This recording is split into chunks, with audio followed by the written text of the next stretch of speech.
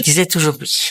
Il disait toujours oui. Moi, j'ai été un jour, justement, à Megève avec lui pour discuter d'un sketch et je le vois prendre le téléphone et je comprends qu'il parlait avec quelqu'un du cinéma. Oui, oui, d'accord, oui, j'ai lu l'histoire. Oui, oui, on peut faire quelque chose. Oui, je crois, ça peut être pas mal. Et il termine en lui disant, bon, bah alors on se voit demain au Fouquet's. Alors je regarde, j'ai dit, mais comment vous partez ce soir pour Paris? On vient d'arriver. Il m'a dit, mais calmez-vous, France, il attendra. Je l'ai vu mentir au téléphone à des producteurs. C'est formidable.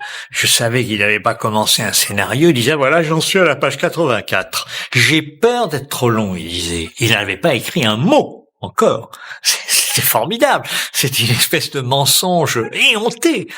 Il était comme un mauvais élève qui fait ses devoirs le dimanche soir pour les remettre le lundi. Et dans la nuit du dimanche au lundi, il y avait le génie qui arrivait.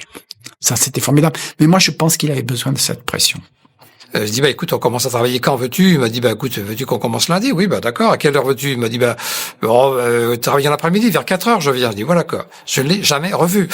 Bon, parce que il avait déjà encaissé son contrat.